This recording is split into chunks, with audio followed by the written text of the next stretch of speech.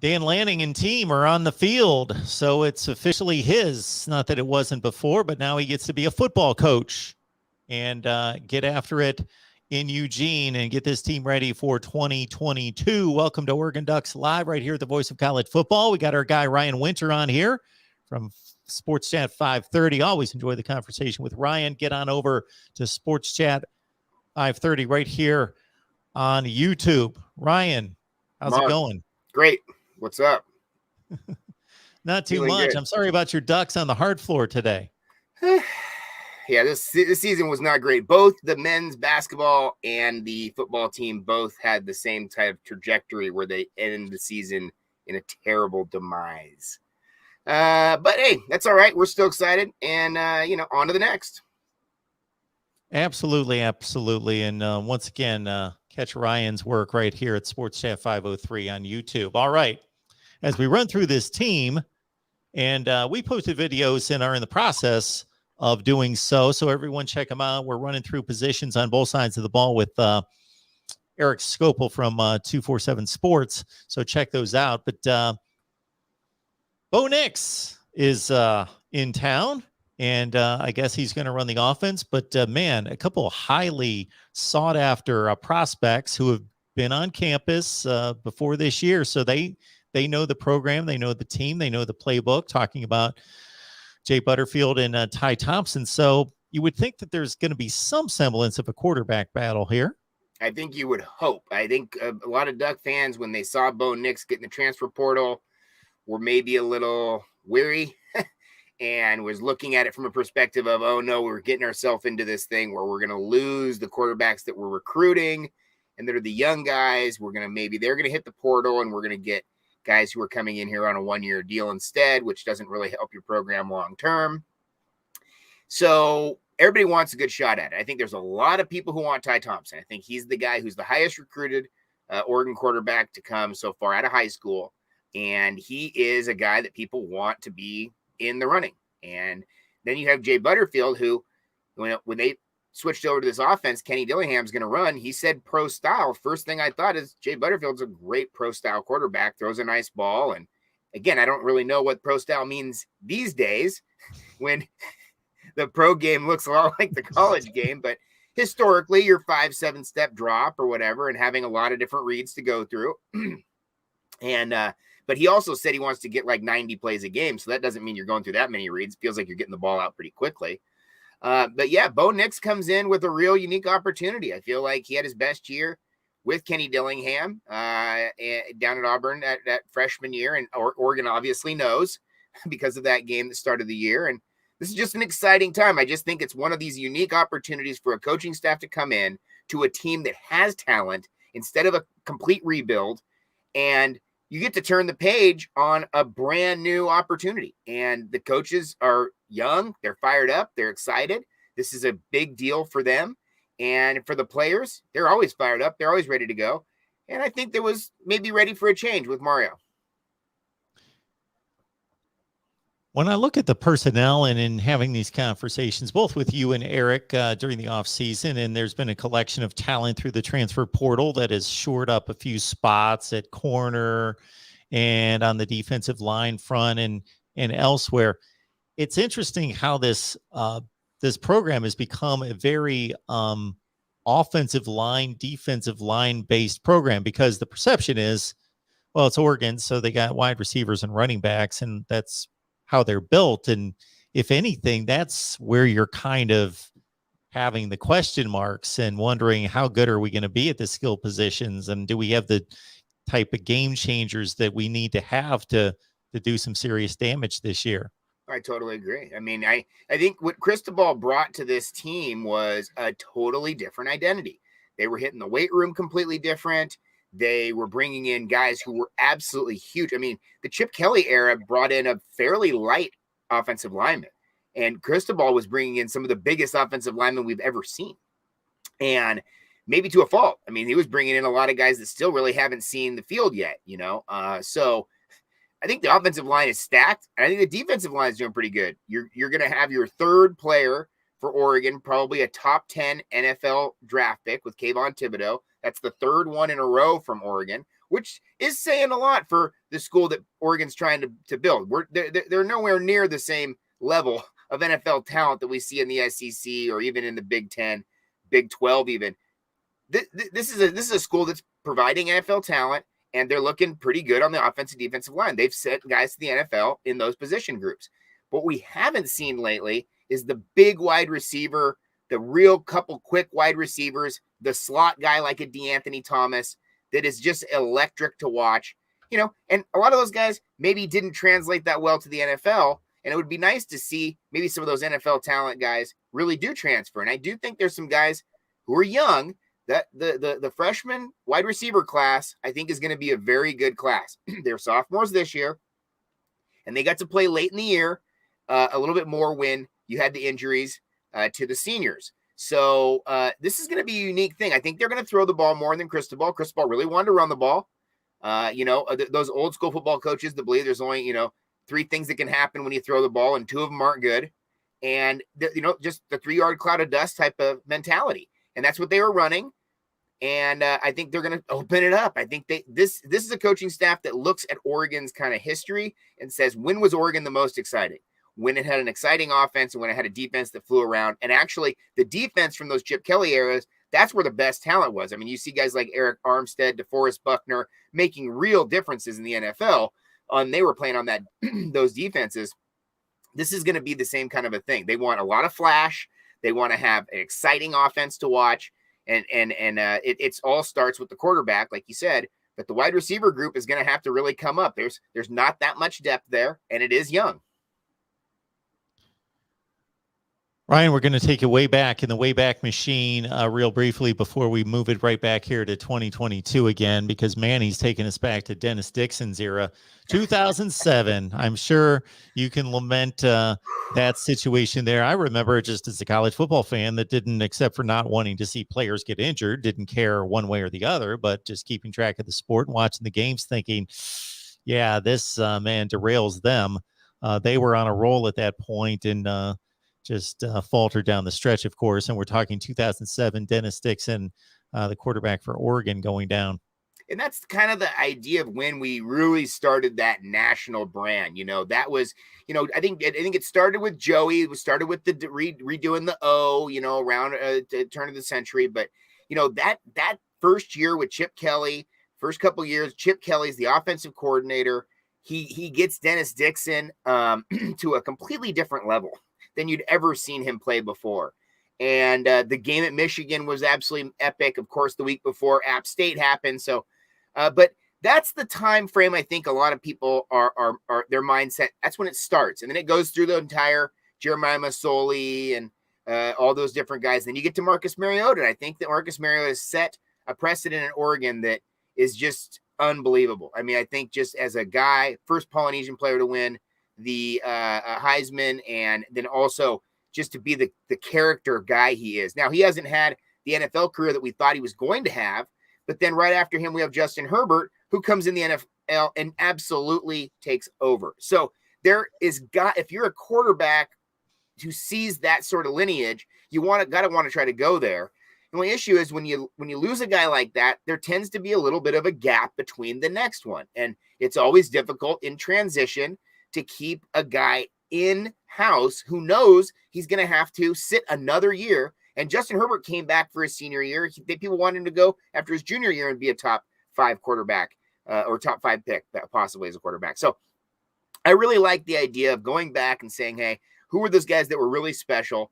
And I've talked to Dennis Dixon numerous times, and I mentioned that to him exactly what you said, what could have been that year. That was a terrible situation. My aunt and uncle were in the desert that night with that injury, and it feels like it all fell apart.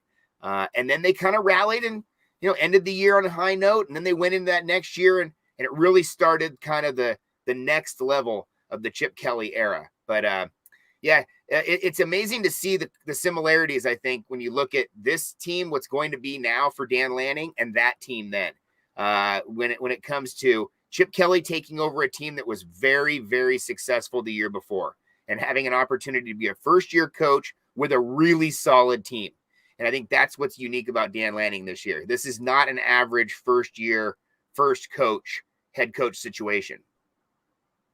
My goodness, Ryan, Justin Herbert. I don't know if you saw, I'm almost certain it was the last game of the regular season. They had to beat the Rams to make the playoffs. Yeah. And I'm watching that game, and they eventually lost, just a heartbreaker. I think it was in overtime. It was one of the best quarterback games I've seen in a long, long time. Like, he was just, the throws that he was making, especially on fourth down. Like, I don't know how many times they were up against the wall. They had to convert a fourth down or they lost the game. And he's like completing passes on 4th and 13, like on a regular basis. It was phenomenal. He's an unbelievable player. My favorite Justin Herbert story is in the Rose Bowl where they're playing Wisconsin. It's the very last play. They need to get it, and it's a third down play. You need to get the third down, and they're running basically some sort of a fake, try to get the defense to jump. You see it all the time when the guys kind of go out there and then they're going to take the timeout and they're going to talk about it and then they're going to run the play. They're doing this sort of thing and they hike the ball and it hits Herbert in the hands. He looks through the field, just throws it over to the sideline.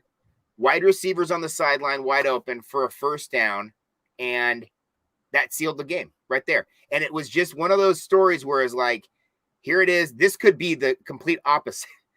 You got time on the clock still. You're going to give the ball back to Wisconsin, whatever. This is the deal. This just iced it. And it's just his way. He is just a gamer, ice in his veins, absolute gamer. The guy's first game as a Duck was against the Washington Huskies that year was going to go to the CFP. And they just hammered the Ducks, scored like 70 points on them, just sacking the game. I mean, this is a kid who was the year before playing high school, but super good guy, super great story. The fact that he grew up walking to the games, his family season ticket holder. I mean, you can't even make that stuff up. And he kind of fell into Oregon's lap because he got injured in high school. So he didn't really have his junior year. He didn't really have the same kind of tape that everybody else has. And he kind of was a late bloomer. Oregon picked him up and 4-year starter, the first player to start NFL since Chris Miller in 1986. So that's really saying something at Oregon. It's saying either one, your team's terrible, you got to start the freshman, or this guy's good enough to start D1 as an 18-year-old. Chris Miller did not have any kind of historic career or anything, but he was pretty darn good quarterback there for the Atlanta Falcons there for a while. Yeah, and journeyman quarterback around the league. Any of those guys, hold the clipboard. It's a great gig. But yeah, no, great player at Oregon. And Oregon has a lineage of a lot of great quarterbacks. I mean, you can just keep going back, right? And it's so cool from me perspective because my family was friends with Dan Fouts. My aunt was his wife's roommate in college. And Dan Fouts, of course, is the legend, looked at as the greatest Chargers player of all time when they voted him in the Hall of Fame. And now here Justin goes there. And there's pictures of Justin when he's a little kid with the Chargers gear on, because there's a lot of us that are Chargers fans because of Dan Fouts originally, so it's just can't get any better, man. Very cool. Very cool. Join Ryan on Sports Chat 503. It's right here on YouTube. All you got to do is put it in there right on YouTube. Sports Chat 503 right in the search bar, and check out his Oregon content right there. And one more note on 07. I was just, as soon as you just mentioned it, or I read the comment by Manny, looked through it.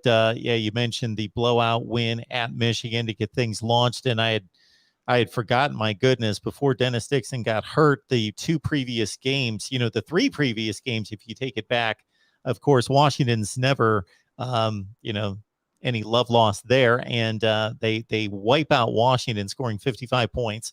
And then both USC and Arizona State were ranked in the top 10 in the country. They won both of those games, had just come off 2 top 10 wins. And then Dennis Dixon goes down. Heartbreaker. Yep. And then we end up that year going to the Sun Bowl and playing South Florida with Justin Roper, scores 5 touchdowns, throws 5 touchdowns in that game. Unreal. I mean, that was the year we went through 5 quarterbacks. That's why my dad always makes the point. Remember that year that, they went all the way down. Masoli was the 5th stringer that year, and they went all the way down to the 5th string quarterback. So you got to be ready. Joseph is not letting us forget Danny O'Neal. I haven't heard that name in forever. Oh, that's my era. See, I was in high school during that time. So yeah, Yeah, oh yeah. Dan, actually, I was walking into, I don't know which Rose Bowl it was, but I was walking into one of them, maybe the 2021 or 2010, but I was walking in the tunnel with Danny O'Neill, and nobody recognizes the guy, and I'm like, oh my god! And this was a guy who when the Ducks played against Penn State, that was regarded as one of the best that was at that time regarded as one of the best college football teams. That was just crazy, that Kajana Carter team, and the Ducks were not even anywhere near it, but there was some NFL guys on that Ducks team too now. And so they went into it and they were throwing the ball all over the place. And he set multiple records that lasted for years. I think a couple of them just got broken actually in the last couple of years. So yeah, that team was awesome. That to me is a special era because that's when, I was young and you have those memories seem to grow as you get older, kind of like absolutely the fish that you caught. You always love your team regardless of your age, but yeah, nothing takes, and you can root for much better teams now in older age and maybe some marginal teams back then, but still nothing replaces just those teams that you grew up with watching, regardless of how good or bad they were. There's Absolutely. no doubt about that. And it was before the whole media. So we didn't see a lot of these games on TV. The Ducks weren't on TV every week. You had the coaches show the next day where you actually got to see the film. You listened to the radio on Saturday, and then you watched the game on Sunday. I mean, it's crazy stuff. We're in a different era now. So it's always fun to go back nostalgia. Oregon was not good for a very long time. They came up. I think that's kind of one of the reasons why people may have kind of a disagreement about how good Oregon is, or until they break through the glass ceiling of winning a national championship. They've been close, but until they cash one in, it's going to be kind of you're good, but not there, and we're never going to be at the level that USC is or anything. There's some of the best in the country's history. You have to play 100 years of football to get up to their, level of national championships probably. But I do think Oregon has got something very special. They have the connection with Nike. It's not going anywhere. Even if and when Phil passes away, there's not any situation that would say that Nike would not be in tune with the U of O. It's got some serious deep connections there, and the roots are strong there. It's Tracktown, USA. It's got the best facility possibly in the world for track. They're going to host the World Championships this year. And after COVID, that's going to be a massive deal. We're lifting the mask restrictions this weekend. We're the last ones to do it, but we're there.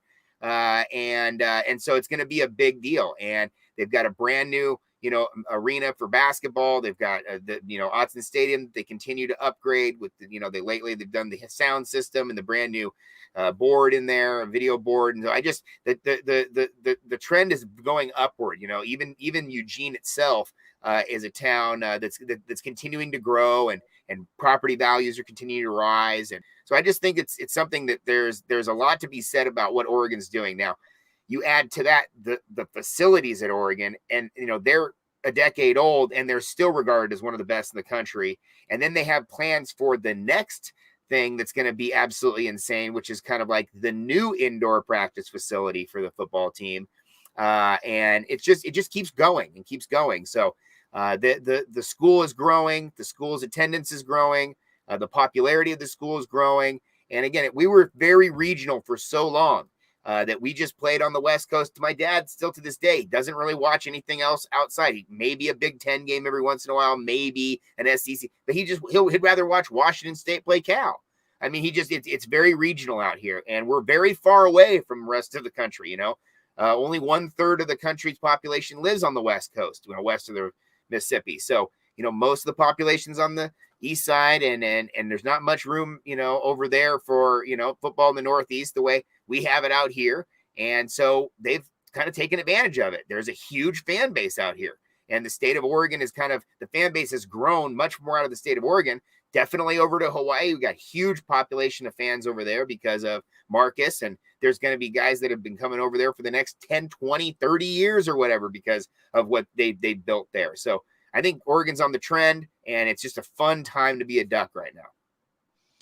For somebody that grew up in the East, so I grew up in Ohio, worked in Mississippi for 6 years. I'm in Connecticut now. I've only spent time, vacations and vacation time out west, Colorado, California, et cetera. Until you go out there and drive around, you don't realize how much space is out there. Because, for example, to drive from Vegas to Denver, you're driving for 16 hours.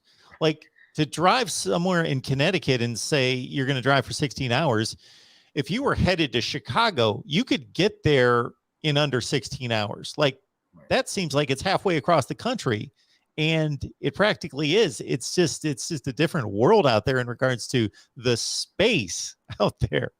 Oh, it is. And I think, there's something to be said about that with recruiting, because it feels like you are so far away. If you're coming from Florida, if you're coming from Georgia, I mean, it feels like you're on the complete opposite side of the world.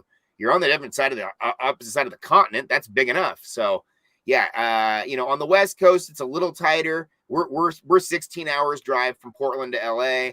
But on the plane, it's pretty short out here. But again, it's difficult to bring families out. It's difficult to have that sort of relationship. People don't want to travel that extra hour or two in the airplane. I don't blame them. But it's the unique thing that Oregon's trying to do is trying to build a brand that kind of, is able to handle some of those issues that it's dealing with, where there's such a thirst to come here. There's a desire that outweighs the distance. And you're right. I mean, you can start driving, you drive 30 minutes outside of the city of Portland and you're basically in the country, and you could drive for another hour before you catch anything else. I mean, so yeah, it's not that much population out here, a lot of land, but it is beautiful. And when you get out to the ocean out here, it's a totally different world. The Pacific is a very unique spot in the world. So we got it great out here. We're pumped and we're excited to be Ducks. Ryan Winter, Sports Chat 503, right here on YouTube. Always appreciate Ryan stopping by to break down the Ducks for us. And Ryan was talking historical because we were led down that path with everyone in the live chat. But I'll add this on, that I'm running through the various conferences, and I'm doing an all-time program rankings. So I have created 10 criteria, given them various weights, and I have posted the Pac-12. So there you go. And the Big 12 thus far, and we're going through each conference. So what's interesting about the Pac-12 is, I'm not unveiling any secrets here to prohibit or deter anyone from watching my video when I say USC's number one in the Pac-12 in just about every, in every category. So I went through 10 categories and USC's number one. So that's the disclaimer. You can still watch the video, but it's interesting because other schools, of course, had their time. And for Oregon, that was pretty spotty. And then here in the last 12 to 15 years, it's been arguably the best program in the conference. So that has lifted those all-time numbers pretty significantly. Yeah. Oh, I mean, you got to respect USC. I think it's kind of overplayed a little bit, the hatred that we have in college football or whatever. I come from the sportsmanship side of it. I really respect USC. What they do down there is very unique. They have fallen on hard times, and Oregon has taken advantage of it. This is facts. And going down there and beating USC is incredibly sweet. I mean, the Beavs, just put it this way, the Beavs beat USC last year for the first time since 1960. So they've been pretty good. I mean, and the Beavs maybe during that time has been pretty bad. But the idea is that, USC is a juggernaut, and you got to respect them. Washington had their run. They were awesome. That was the team that we really looked up to as trying to get on their level. And it felt like once we got on their level, we, could maybe, hold our heads a little higher in the Pacific Northwest. Washington State was good here and there. They put out some quality players and had a couple Rose Bowls in the 90s. And Cal early on, you go back in the 20s, Cal was awesome. Back in the original times of the sport. Stanford's had, of course, their run. They've had some great players down there at Stanford. But yeah, UCLA has had a great run. And then Arizona State, they came in later. They've had some interesting times. It feels like they've never really had the offense and the defense at the same time. They either an offensive school or a defensive school. I mean, remember Dick Tomey's defense was one of the best in the country, but their offense really couldn't score them that well, and they never really got there. And then Utah and Colorado. Colorado's had their time in the sun, and then Utah, I was really impressed with how they played at the end of the year last year. Of course, Oregon, we were disappointed with how, the Ducks played, but those last 2 games against Utah, but you got to tip the cap to Utah. I mean, they came out and steamrolled. And so I really like what Kyle Whittingham's doing. And I think that Utah going into next year is probably the team to beat in the South. I know everybody's excited about USC and Lincoln Riley, but I think it's going to be a great one next year to think about Lincoln Riley jumping into a conference that I don't think they're going to be in any way, shape, or form the red carpet rolled out for them. I think everybody's going to be gunning for USC because everybody wants to beat USC. Just like you said, they're the clear number 1 in the conference historically and every year, basically. Yeah, Lincoln Riley's on campus. He's brought a quarterback in Caleb Williams and his top receiver at Oklahoma and Mario Williams. The defense was a disaster last year, and the roster is only slightly better from all tangible aspects. But if you look, people are already projecting USC is going to win the Pac-12, contend for a playoff spot. Now, that might be a little bit heavy, but Lincoln Riley has certainly brought optimism back to USC, and I don't think it's smoke and mirrors. I think it's tangible. It's he's going to upgrade the program significantly, but I don't quite know if they've got it in them this year. That defense is going to have to be so much incredibly better than they were last year. And, the rest of the conference, I think, is continuing to improve as well. I think Arizona will be better. I think Arizona State's in a really tough situation. They're kind of in a tailspin.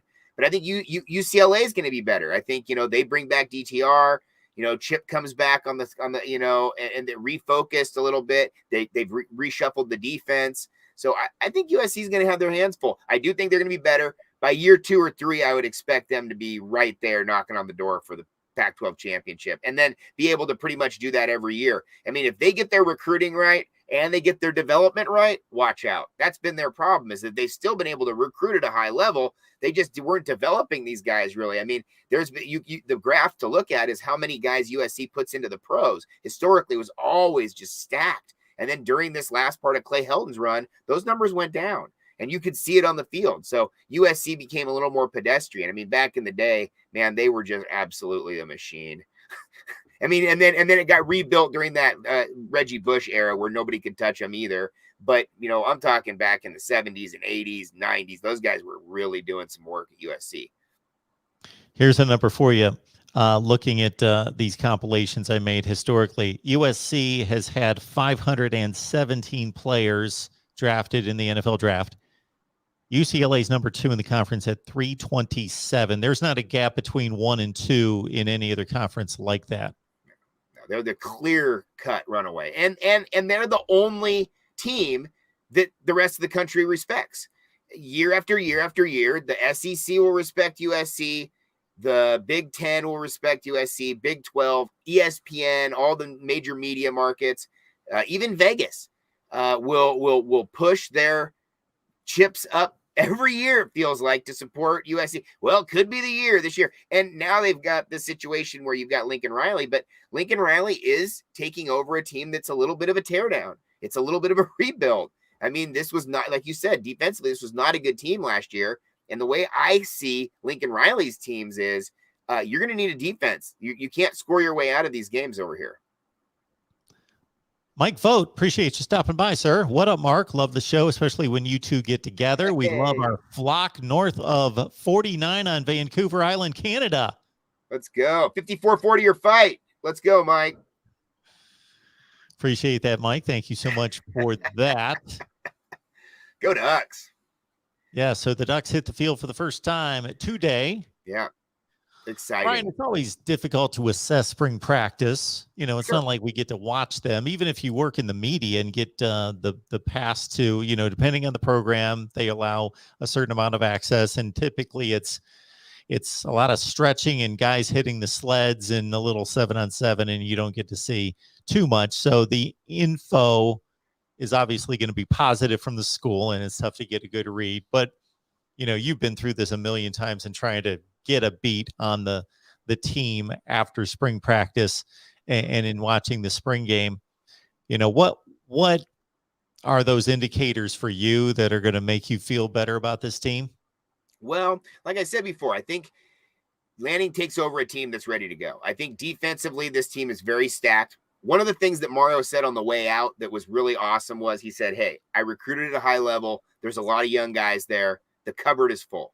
I'm not leaving this thing bare, and, that rang true for me because, they did stack together some recruiting classes that have some serious players. And these players are, many of them, on the defensive side. And if they can stay healthy, you're going to see some fun things here. I think Dan Lanning takes over a defense that is just absolutely ready to rumble. Now, offensively, I think there's some really good players that might have kind of been schemed incorrectly. I don't think that Joe Moorhead is a bad coach in any way, shape, or form, or Cristobal is even a bad coach or any way, but I just think they didn't utilize their players correctly. And I thought they were very safe in what they wanted to do. They didn't take many chances.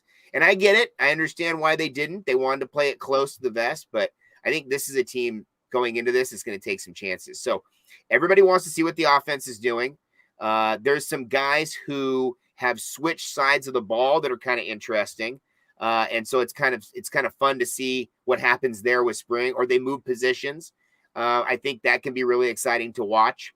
But you're bringing back a team where you pretty much know who you have. You pretty much almost have a feeling for your two deep, which is fairly rare.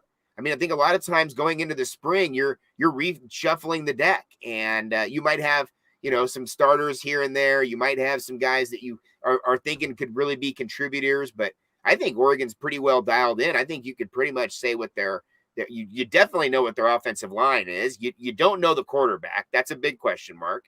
But whoever you have out of those three guys, you'll be fine.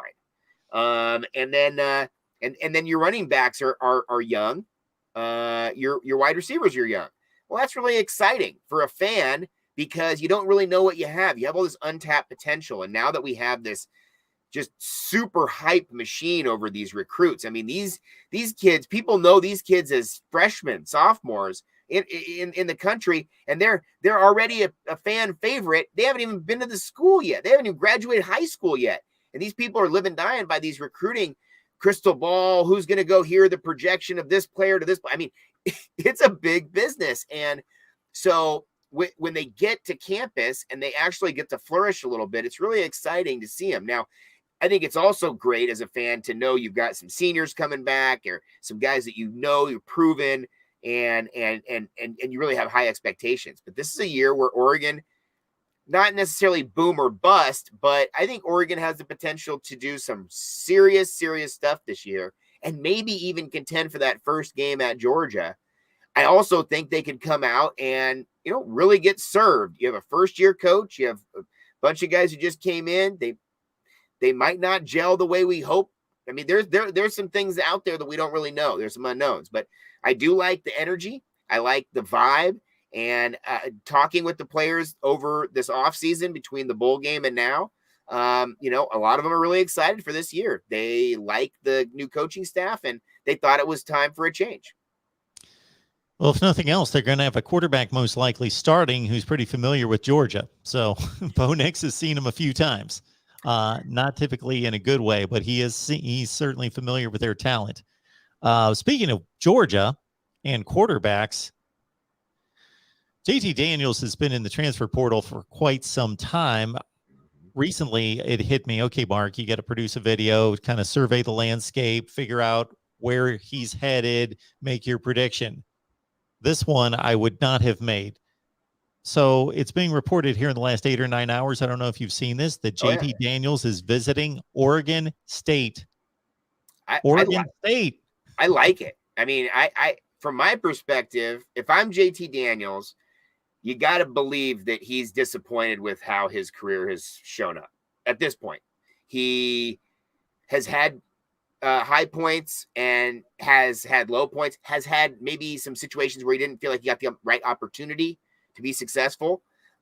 Maybe not with the best quarterback coaches as head coaches, not necessarily position coaches. Jonathan Smith is a guy who, if I was a quarterback, I'd want to be close with him. I think that you're going to have, with Jonathan Smith, I think you're going to have a pretty decent offensive line every year. They might not be the best in the conference, but they'll be steady, pretty consistent throughout their time. I think you'll have a pretty solid running game. You've seen that.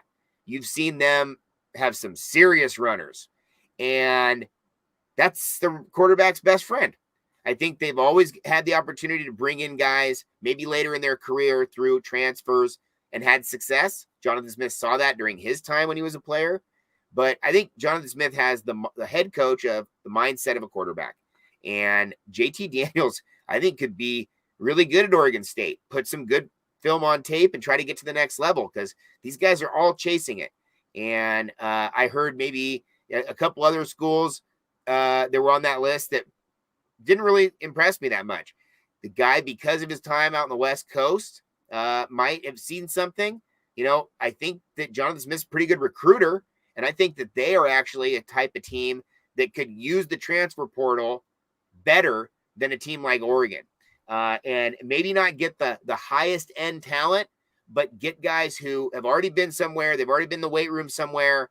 They're just looking for a different start, fresh opportunity.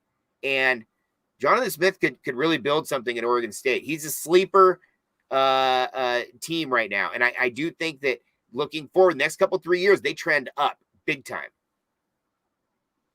And just in looking at the profile of the conference and what people know across the nation, JT Daniels is probably one of the 15 to 20 most popular names in college football as a player, just because of him playing at USC and then going to Georgia. He started for Georgia before he got hurt. He was the starting quarterback at Georgia for a team that eventually won the national title game. He was the starting quarterback in the opener against Clemson. He's probably one of the, again, 20 most popular names in the sport. And if he is now playing in the Pac-12 and Lincoln Riley's coaching in the Pac-12, it just, the 1 year upgrade of just at least recognizable names coming to the Pac-12 is good for the conference. Oh, we need it. We need it. We've got a drought out here in the West. We're in like a 40-year drought. We're in like a good 5-year, 6-year drought. It feels like, from national relevance. And, we need it. We need USC to come back. We need USC to be a top 10 team. And if you're an Oregon Duck fan, you want USC to be a top 10 team, then you want to beat USC, either in the Pac-12 championship or in the regular season, or in both.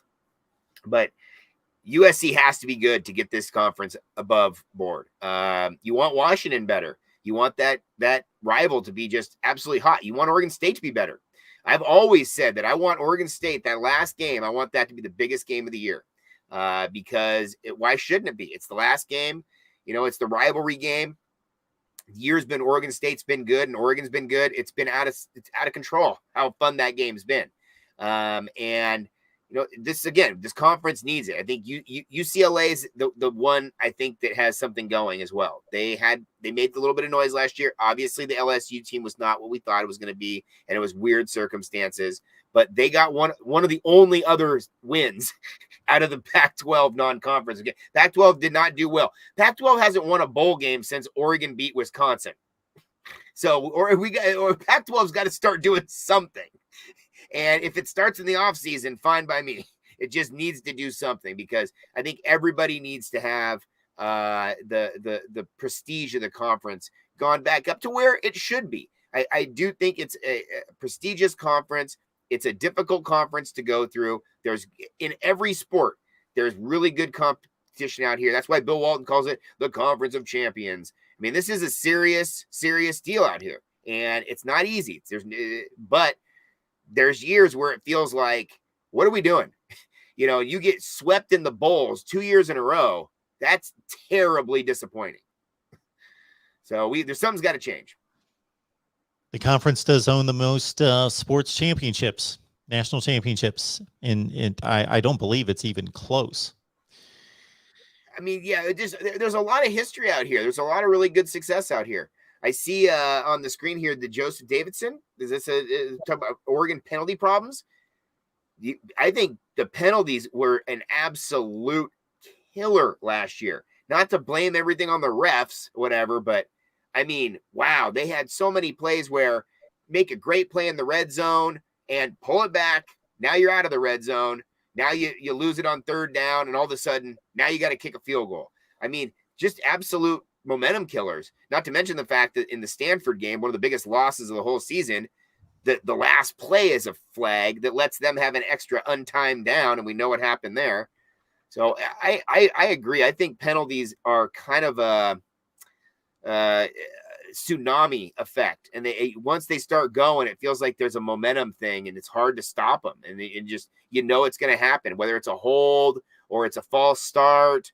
I mean, the defense at the end of the year was offsides multiple times. They called Kayvon Thibodeau, I think, in almost consecutive plays offsides, like wasn't even lined up correctly. So there's some attention to detail that you got to work on.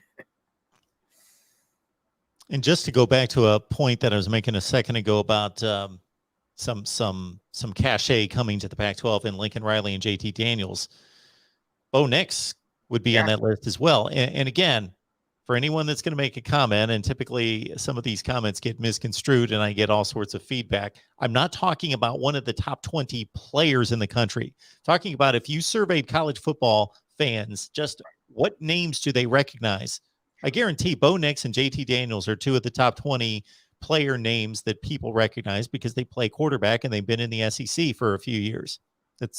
They just are. And Bo Nix also coming to the Pac-12. So if he can do some good things, just brings attention. It's just a recognizable name.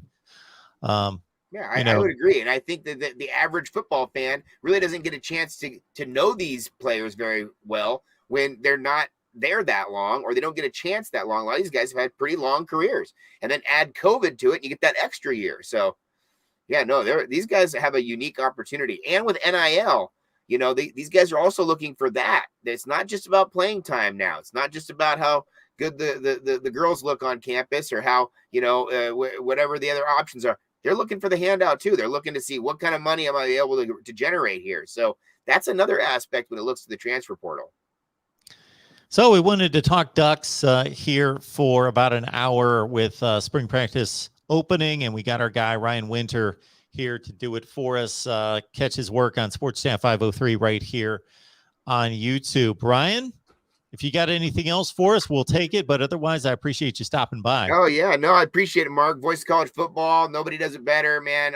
I'm here on YouTube. I'll go through, talking about these practices, do some interviews in the off season and whatnot. But just here to talk about the Ducks. And I do, during the regular season, do a video wrap up every week. Talk about next week. I do things for college football, Pac-12, and for the Ducks. So thank you guys. Thank you, Mark. You are the best. I really appreciate you guys. Thank you so much, Ryan. And you know the deal, everyone. We will be here each and every day on our Voice of College Football Network. So continue to join us. Hit that bell for the notifications to know when we go live. Ryan, you have yourself a great weekend, and we will catch up with you soon. All right. Thanks, Mark. Appreciate you.